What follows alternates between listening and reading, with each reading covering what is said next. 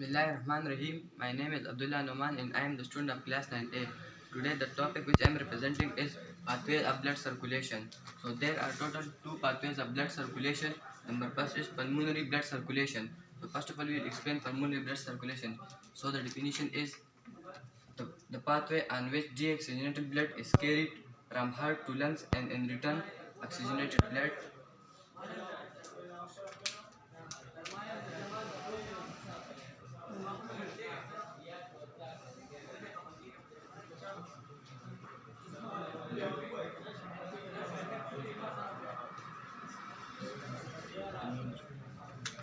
तो हमारे पास वो पाथवे यानी वो रास्ता जहाँ से ऑक्सीजनेटेड ब्लड कैरी होता है हार्ट से लंग्स की तरफ और लंग में ऑक्सीजनेटेड होने के बाद दोबारा हार्ट पे आता है, तो उस पाथवे को हम पल्मोनरी ब्लड सर्कुलेशन कहते हैं।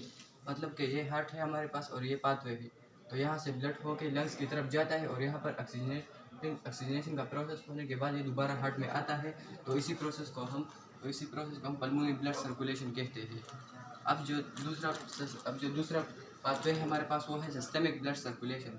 तो सिस्टमिक ब्लड सर्कुलेशन की डिफिनीशन होती है कि the pathway on which oxygenated blood is carried from heart to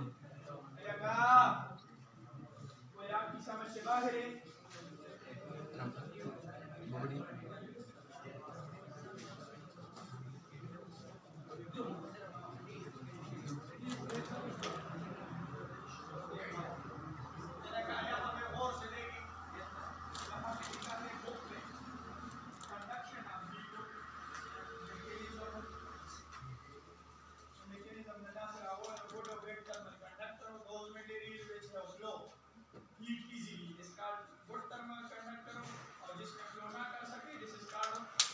systemic blood circulation हमारे पास वो पाथवे है जहाँ पर ऑक्सीजनेटेड ब्लड कैरी होता है हार्ट से बॉडी टिश्यूज़ की तरफ, मतलब कि बॉडी ऑर्गन की तरफ जाता है ऑक्सीजनेटेड ब्लड और फिर वहाँ से दोबारा डीऑक्सीजनेटेड ब्लड कैरी करता है और वापस हार्ट में लाता है, तो उसको हम सिस्टमिक ब्लड सर्कुलेशन कहते हैं। मतलब कि ये हार्ट है और यहाँ से ब्लड आके बॉडी से सेल्स टिश्यू ऑर्गन्स की तरफ गया और वहाँ पर इसने प्रोसेस किया और फिर यहाँ से दोबारा डीऑक्सीजनेटेड ब्लड हार्ट की तरफ गया, तो इसी पाथवे को हम सिस्टमिक ब्लड सर्कुलेशन कहते हैं।